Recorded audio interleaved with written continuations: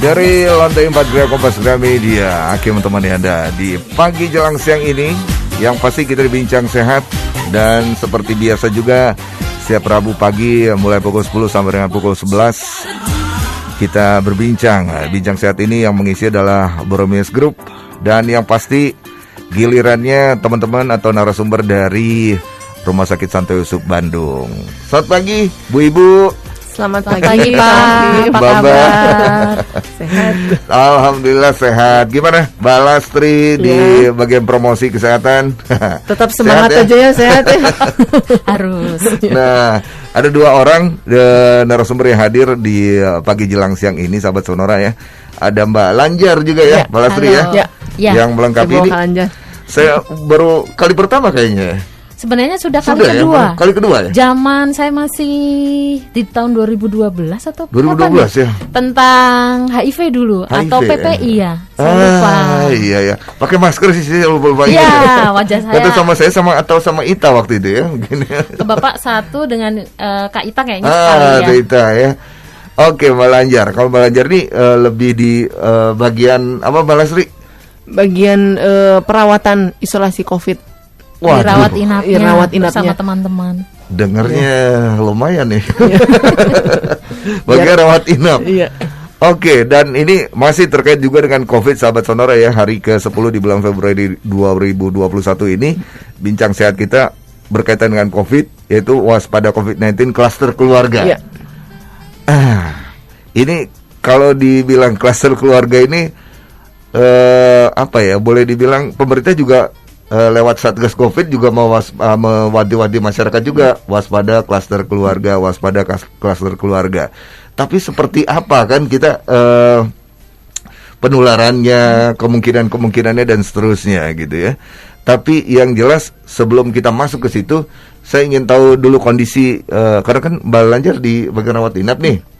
Kondisi sekarang yang masuk pasien COVID-19 apa artinya masih cukup tinggi kah gitu atau sudah gimana Mbak Lanjar? Kalau saya sih berharap udah mau turun-turun gila. Kalau saat-saat ini mulai bulan Februari sih mulai ada penurunan dibanding dari Oktober, November, Desember, Januari. Memang tinggi-tingginya itu November, Desember, Januari. Itu sangat tinggi untuk angka kematian yang meninggal karena memang sudah kritis juga tinggi. Cuma untuk Februari terlihat memang lebih lenggang atau memang menurun. Entah menurunnya karena tidak ada gejala ataukah memang betul menurun ataukah memang takut untuk ke rumah sakit. Nah itu yang belum saya kaji lebih dalam. Tapi untuk saat ini memang ruangan saya masih 80% terisi, tapi tidak ada antrian lagi yang signifikan di IGD-nya. Oke, bersyukurlah paling tidak sampai dengan tahap ini. Ya, harapannya sih menurun baik gitu. Oke, dan lagi-lagi itu walaupun tidak mewakili secara umum ya rumah sakit di Kota Bandung, paling tidak itu kondisi di Rumah Sakit Santo Yusuf lah gitu ya. Kemudian Kota Bandung sendiri seperti apa, yang jelas kita tahu sahabat Sonora ya, PPKM skala mikro juga mulai berlaku. Wali kota juga sudah mengeluarkan peraturan wali kotanya 9 sampai 22 Februari mendatang begitu ya 2021 itu PPKM skala mikro gitu ya. Nah, terkait dengan itu klaster keluarga, kita ngobrol tentang itu ya. Anda boleh share, boleh tanya-tanya juga, interaksi sahabat Sonora ya di SMS atau WhatsApp 08111191827. Klaster keluarga nih termasuk yang memang sekarang ini apa ya? Kalau pihak rumah sakit misalnya nih Mbak Lanjar ada yang masuk nih pasien nih, itu men-trace juga, melacak juga soal keseharian dari pasien yang bersangkutan nggak sih? Iya. Dia pernah kontak dengan siapa dan seterusnya gitu. Betul.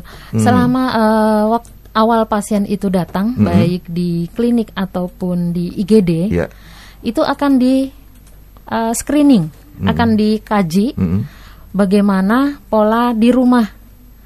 Karena menurut tanda gejala misalnya didapatkan ada demam, ada ronsen pneumonia, ada pemeriksaan lain yang mengarah ke sana, kita menggunakan early warning score untuk mengkaji cepat ke arah COVID. Kita namanya EWS ya. Di situ nanti ada pertanyaan berikutnya termasuk apakah ada perjalanan ataukah ada keluarga yang berisiko terpapar COVID-19 juga. Dan di situ tracing secara singkat memang. Di situ akan didapatkan EWS karena itu berpengaruh pada EWS. Kalau memang pasien tersebut ada kontak erat dengan anggota keluarga yang terpapar, di situ nilainya pasti akan bertambah menjadi tambahannya 5 kalau sudah terpapar, sehingga memberi nilai EWS yang tinggi sehingga perlu penanganan terpisah sampai dinyatakan aman untuk bergabung dengan pasien lain, sehingga istilahnya masih suspek gitu ya. Kalau tanda gejalanya sudah khas, hasil pemeriksaannya sudah menjurus, ya kita akan masukkan ke suspek gitu. Sehingga tracing secara singkat memang dilakukan pada awal. Nanti pada saat masuk kalau misalnya sudah terkonfirmasi, kita akan bantu tracing keluarga, mengarahkan ke puskesmas untuk pemantauan lebih ketat lagi bagaimana kondisi kesehatan keluarga, sehingga anggota keluarga itu lebih aman nantinya. Oke. Nah, sekarang bagaimana caranya dari pihak rumah sakit mengetahui bahwa ini mengarah ke COVID misalnya? Ada gejala-gejala yang dialami oleh yang bersangkutan pasien. Karena kan yang saya baca itu gejalanya relatif hampir sama dengan penyakit-penyakit lain, misalnya dengan demam penyakit berdarah infeksi misalnya. lainnya sama. Ya, infeksi.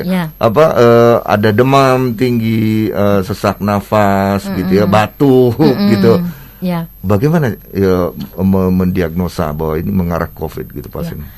Memang saya bukan tenaga medis atau dokter, paling tidak kita menggunakan screening cepat, namanya early warning scoring.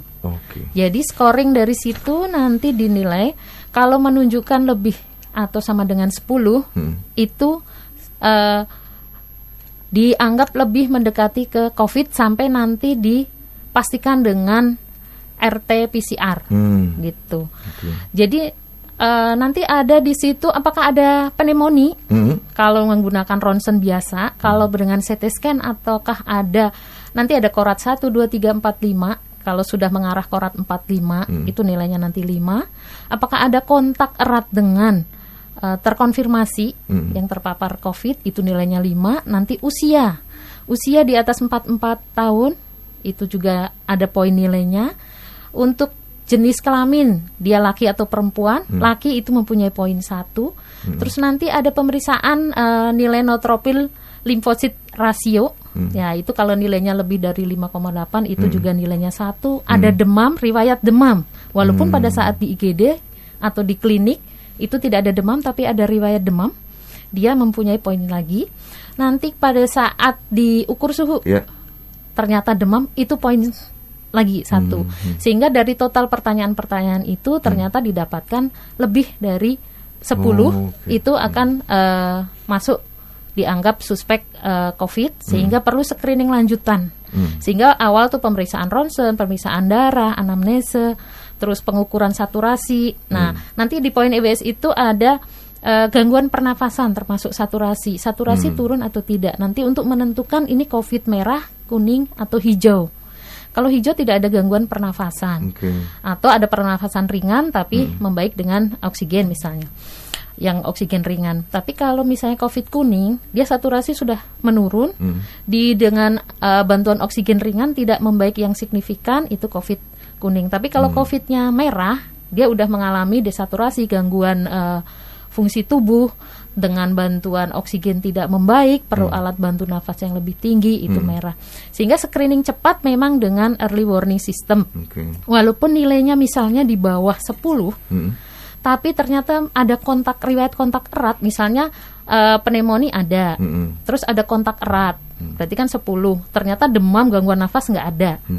EWS-nya misalnya cuma pas-pasan 10, atau memang pneumonia belum ada, terus kontak erat ada, sudah mulai ada demam, kurang dari 10 ternyata ada kontak erat, ya kita perlu anggap itu suspek, sehingga perlu di screening lanjutan seperti PCR tadi gitu. Jadi diagnosa per diagnosa lanjutan nanti tidak hanya mengacu pada PCR sekali saja. Misalnya kok menjurus pemeriksaannya mengarah ke COVID, pneumonia, desaturasi atau saturasi turun drastis, tanda gejala khas. Ternyata PCR pertama negatif. Nah, apakah negatif palsu? Perlu dilakukan PCR kedua, sehingga kesinambungan diagnostik tidak putus hanya awal saja, sehingga perlu lanjutan yang lebih lanjut lagi, pemeriksaan, observasi gitu. Begitu detailnya ya? Iya. Diagnosa untuk ini ya. Ya, jadi tidak hanya di IGD gejala awal seperti ini pasti COVID, tidak. Kita ngambil definisi suspek ataukah probable kalau sudah mengalami pneumonia berat atau gangguan pernafasan yang sudah berat atau emang sudah terkonfirmasi. Jadi untuk suspek sama probable perlu pemeriksaan lebih lanjut lagi. Oke. Sejauh ini Malanjar, ini saya udah penasaran banget gitu. Yang masuk dirawat inap di Rumah Sakit Santo Yusuf, mereka yang terkonfirmasi positif COVID-19, itu rata-rata mereka kalangan usia berapa? Untuk saat ini lebih banyak untuk usia lansia.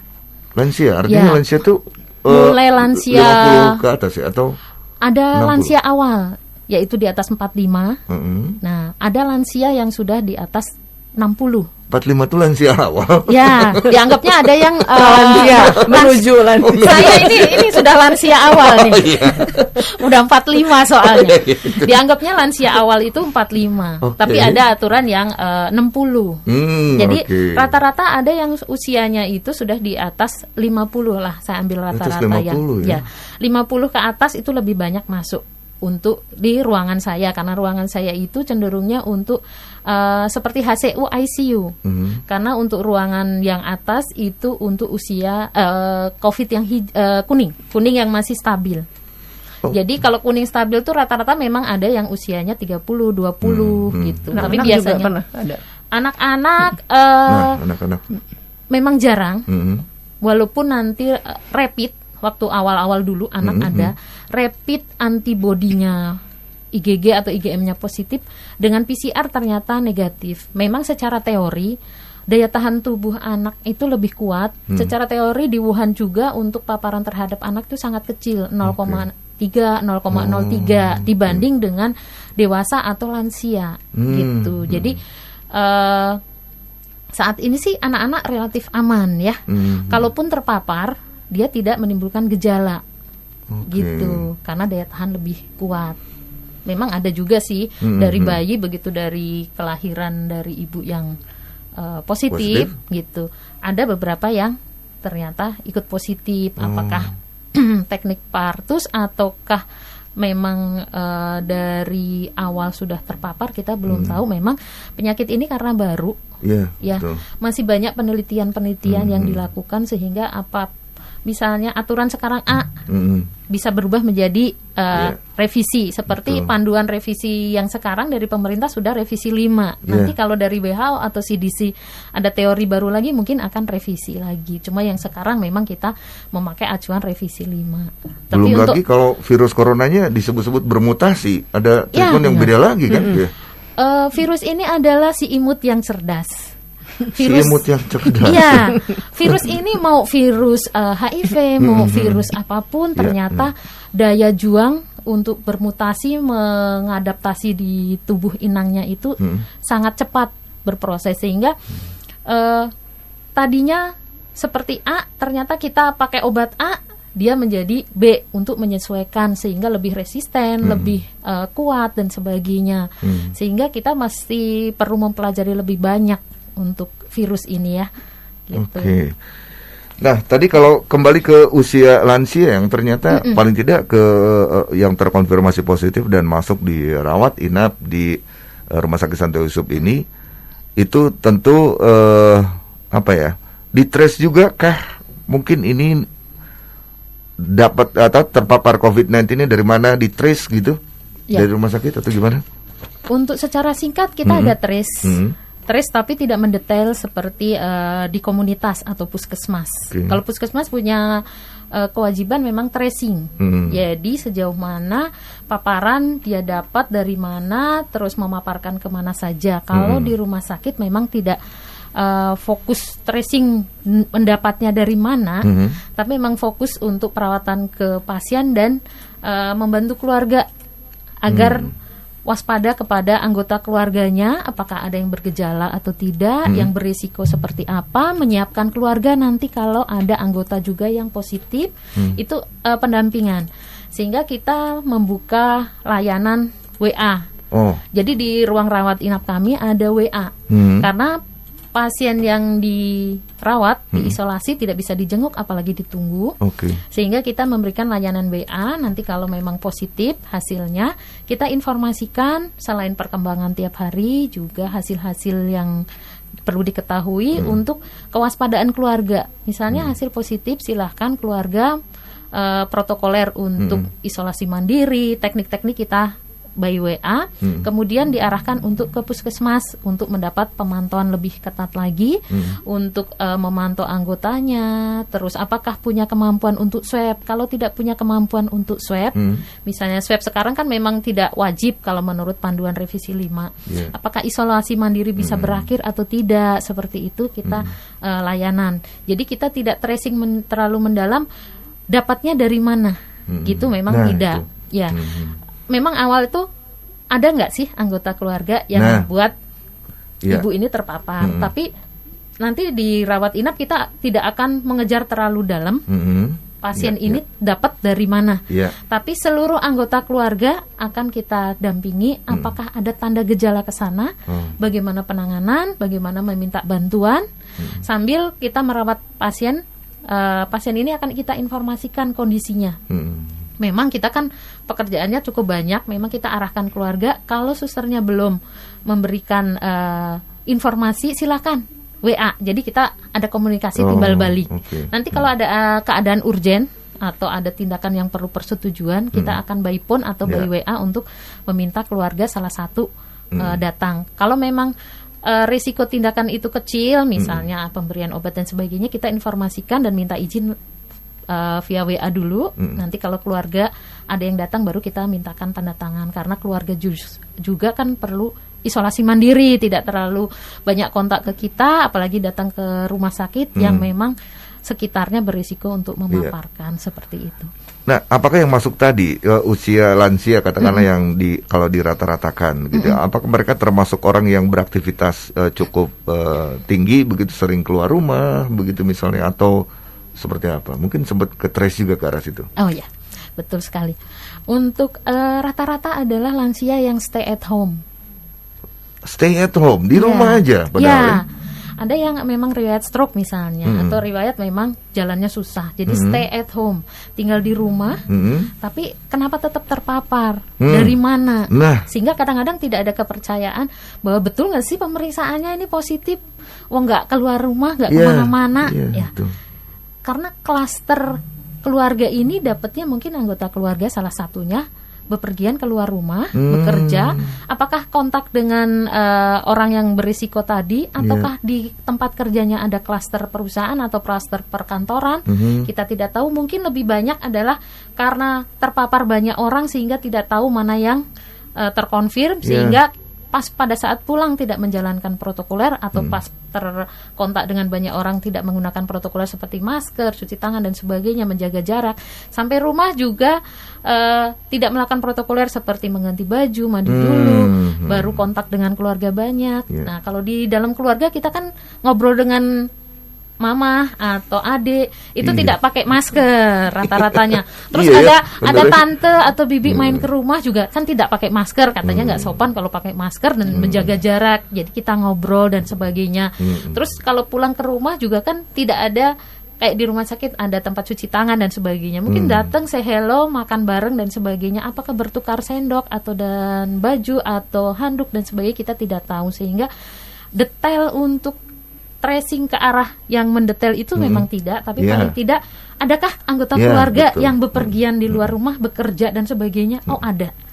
Anggota keluarga ini perlu dilakukan pemeriksaan. Kalau memang mau ada penelitian, sebenarnya bagus pada klaster keluarga ini, anggota keluarga yang bepergian kita tracing, kita cek apakah memang dari yang bersangkutan atau dari mana, apakah bertamu, misalnya hanya tukang sayur lewat atau apa. Nah, itu memang punya resiko juga untuk menularkan. Iya, betul ya.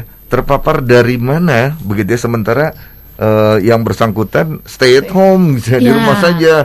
Jadi lagi-lagi si COVID ini nggak kelihatan gitu ya. Tapi bisa kita tahu-tahu bisa kena gitu, yang perlu diwaspadai kan. Betul. Oke. Kita harus break dulu. Sahabat Sonora boleh tanya-tanya juga, yang pasti nanti kita cari tahu juga sebetulnya kemungkinan ya di klaster keluarga ini kenapa terjadi, lebih detail lagi nanti ya.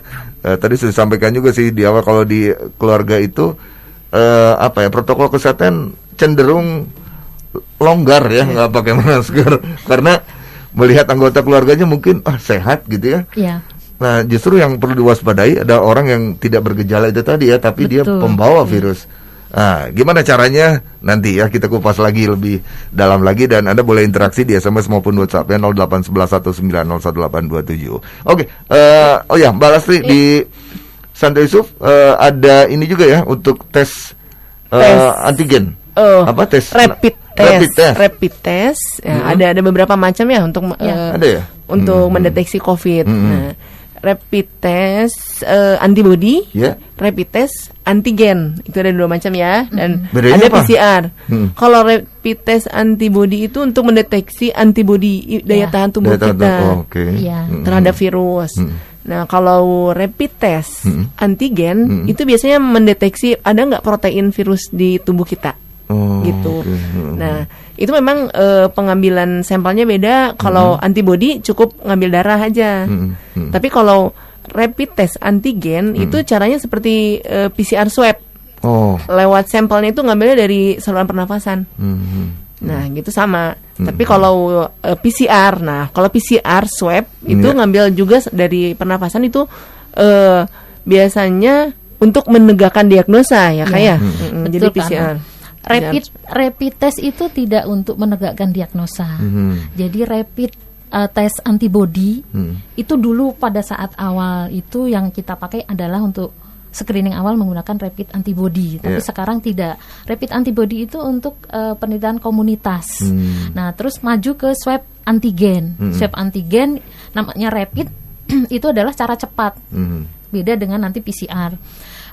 Untuk swab antigen itu memang secara cepat dengan di swab terus ditaruh di alat yang mirip rapid itu lebih cepat.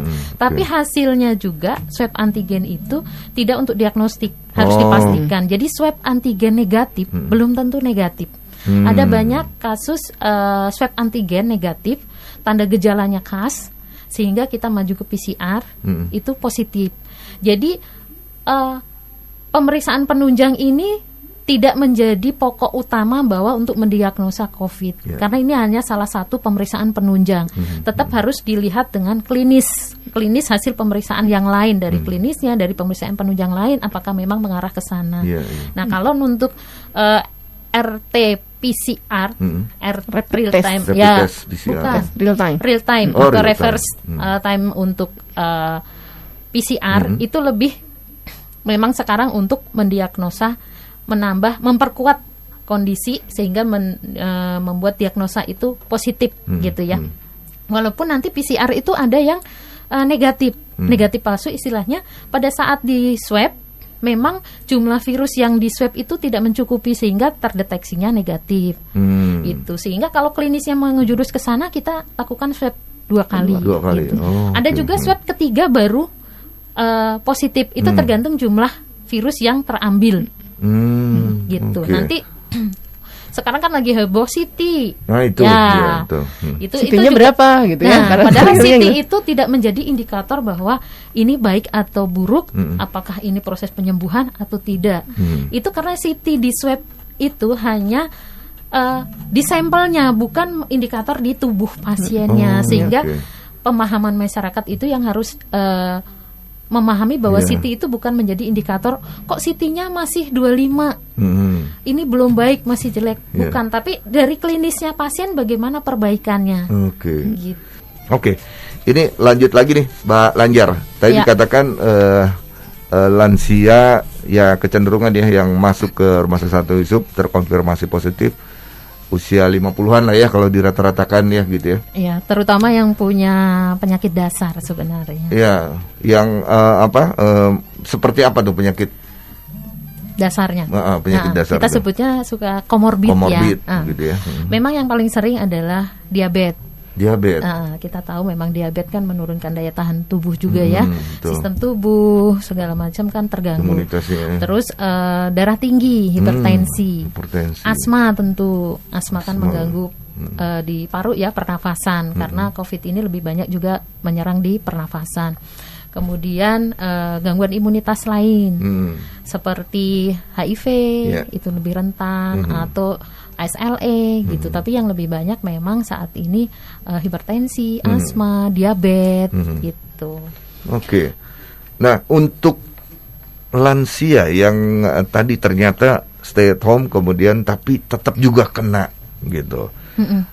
Logikanya berarti ada pembawa virus yang masuk kan ke rumah, kemudian menyebarkan atau memaparkan itu. Itu kemungkinan itu klaster keluarga, berarti kemungkinan itu akan sangat-sangat tinggi berarti ya, Betul. Karena kan kita manusia yang sosial ya, makhluk sosial. Kita tidak bisa hidup dengan sendiri, pasti perlu orang lain.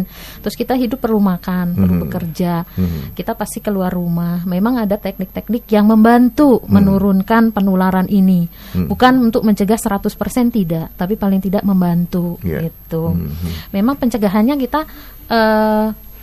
protokol yang sudah beredar, new normal lah istilahnya. Kita keluar rumah menggunakan masker.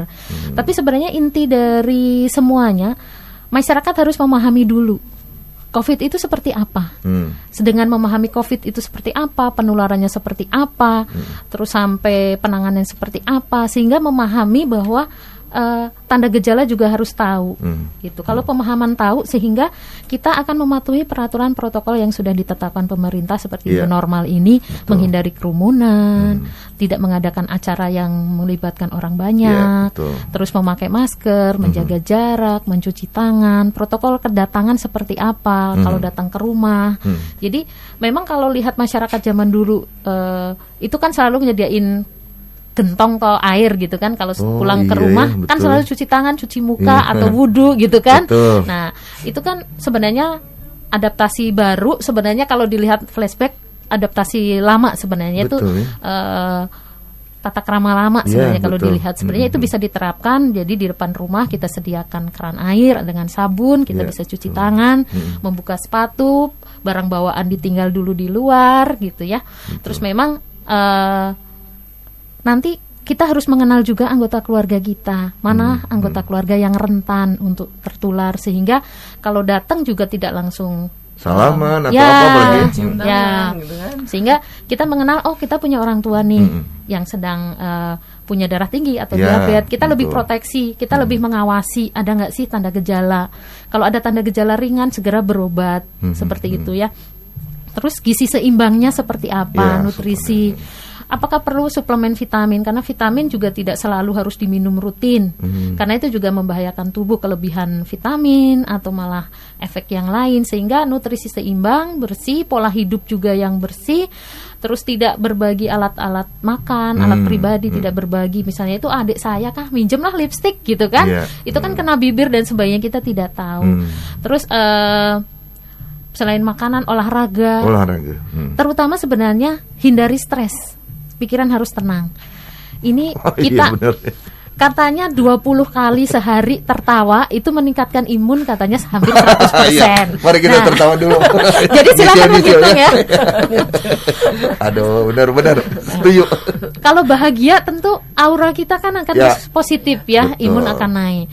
Terus kepasrahan kepada Tuhan, berdoa, berzikir, itu sangat membantu untuk ketenangan pikiran, sehingga imun akan meninggi atau meningkat. Sehingga sebenarnya pencegahan yang bisa kita lakukan seperti itu, walaupun tidak menutup kemungkinan tetap bisa tertular gitu. Kalau punya penyakit dasar, kontrollah penyakit dasar ini agar aman untuk kita semuanya gitu. Kalau disimulasiin Mbak Lanjar, ini ya sebutlah ada pasangan suami istri, ada 2 anak, ada mertua juga di situ mungkin ya, orang tuanya satu rumah nih. kan sekarang aktivitas ekonomi tetap berjalan nih. Betul. Orang harus kerja gitu ya. Kalau nggak kerja ya gimana, nggak dapat duit, dapur nggak ngebul gitu kan. Satu sisi perlu waspada juga, protokol kesehatan mesti diperhatiin. Katakanlah sudah dari luar nih pulang kerja. Nah, apa yang harus dilakukan ketika sampai di rumah? Yang biasanya kan bersalaman gitu kan. Tapi sebaiknya seperti apa? Yang baru datang dari luar ke rumah gitu ya. Baik. Untuk yang baru datang keluar, tentu kita anggapnya kotor ya, kena debu di jalan, selain kota banyak orang. Sehingga kita sampai rumah, memang yang utama kita modif dulu di rumah. Kalau tidak punya keran, ya pakai ember, ada gayungnya, ada sabunnya. Sehingga pada saat pulang, kita cukup mengucapkan salam, bahwa memberitahu saya itu ada di rumah pulang. Salam, kemudian mencuci tangan, cuci muka, cuci kaki, dengan teknis yang ya cuci tangan 6 langkah WHO ya. Betul. Nah setelah itu masuk ke rumah itu kalau bisa memang kamar mandi di luar ada, tapi kalau tidak ya masuk ke rumah tuh langsung menuju ke kamar mandi, mandi, keramas, sikat gigi, ganti baju bekasnya itu direndam. Ya apalagi kalau bepergian seharian dari pagi keliling ketemu banyak orang, kita anggapnya udah kotor, debu dan sebagainya. Baju itu kita masukkan ke dalam ember, masukin ke deterjen sehingga direndam 10 menit, nanti bisa dicuci gitu. Kalau direndam gitu si virus corona itu mati nggak sih? Ya, virus corona itu kan lapisan luarnya kan glikoprotein ya, jadi lemak dan protein, jadi mudah hancur dengan deterjen. Ya, kalau cuci piring kan kita lemak dan protein kan pakai sabun aja kena. Nah, itu sama, virusnya akan terkikis dan mati gitu. Jadi dengan deterjen itu sudah cukup, dengan sabun kita cuci tangan juga sudah cukup. Kalau mau ngepel kan nggak mungkin pakai sabun ya, kan licin nanti ke Soledad dan jatuh. Jadi kalau ngepel ya pakai sejenis klorin. Kalau yang beredar kan banyak mereknya ya. Betul, nanti kalau saya nyebut merek nanti dikira saya marketingnya gitu. Kecuali di endorse ya. Ya di endorse. Silakan mau endorse. Jadi memang waktu itu sampai rebutan klorin itu ya. Jadi teknik protokoler kedatangan itu yang harus dijalankan. Selain itu selama di luar rumah juga harus dijalankan. Karena apa? Masker itu harus masker tuh sebenarnya kalau masker kain juga harus dilihat. Kalau saking misalnya beli 5, cuci kering pakai, itu pori-pori di masker kain itu juga akan renggang. Jadi kelayakan dari maskernya juga, lapisan maskernya, kelayakannya. Apakah perlu karena dari jam 7 sampai nanti pulang jam 7 malam lagi, apakah membawa bekal masker cadangan? Sehingga masker kalau dalam 2 jam atau 3 jam sebenarnya masker itu harus diganti. Karena apa? Kita bernafas juga mengeluarkan uap air sehingga lembab. Pada saat makan juga kita kan buka. Habis makan nanti kita pakai udah aura di masker itu kan rendang padang wanginya. Jadi kalau emang bepergian cukup lama, sediakan masker beberapa dimasukin plastik yang udah disetrika dan rapi, sehingga pada saat selesai misalnya perlu makan siang, kita langsung ganti yang baru, yang lama itu masukin lagi ke plastiknya, dilipat, nanti dicuci karena kan menyaring ya masker itu, di depannya itu kan udah nempel debu dan sebagainya, sehingga itu harus diperlakukan adalah barang yang kotor, sehingga dimasukin plastik, nanti sampai rumah sama dengan bajunya dimasukkan direndam. Jadi kita selalu yang penting pakai masker. Nah, estimasi pakai masker itu yang suka salah kaprah gitu. Jadi pakai terus sampai nanti pulang, kadang sampai udah dekil, udah keringatan gitu.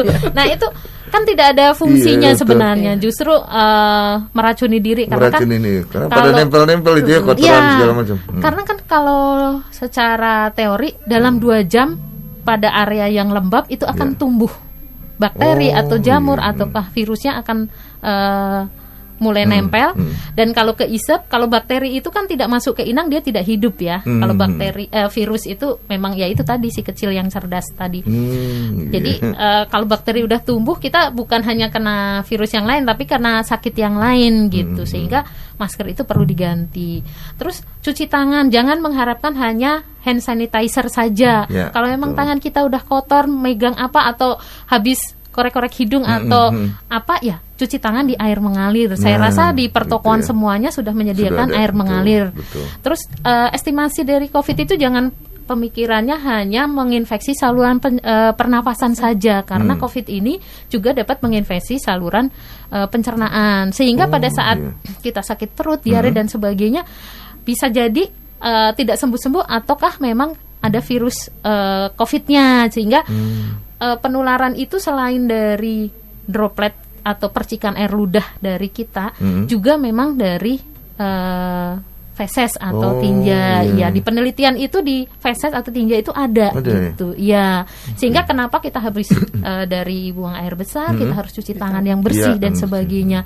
Nyebokin misalnya kita bantu orang apa ya, selain pakai sarung tangan ya kita cuci tangan, karena penularan tidak hanya dari percikan yang kita harus pakai masker terus gitu.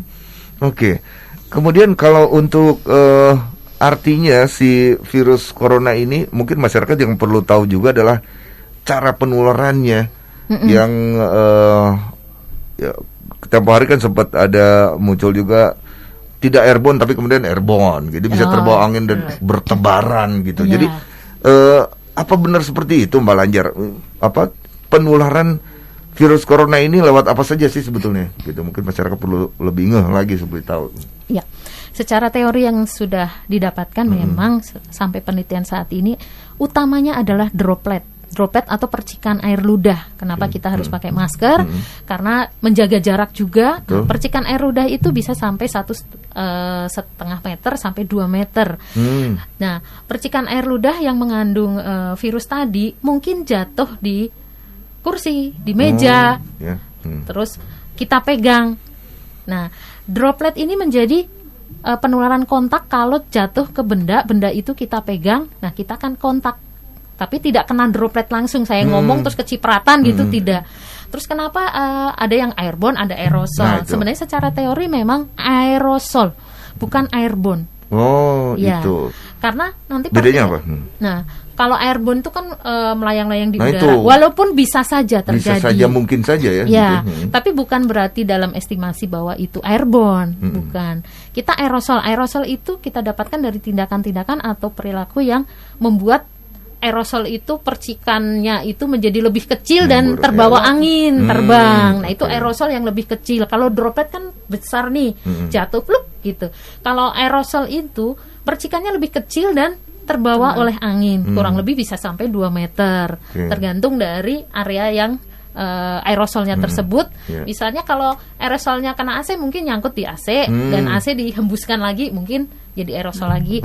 Atau kita bersin atau batuk yang tidak ditutup menyembur-nyembur nanti jadi sebagian percikan sebagian aerosol. Kalau di rumah sakit tentu tindakan itu seperti nebulizer, suction itu. Makanya untuk tindakan yang berisiko kita menggunakan proteksi agar ruangannya juga aman.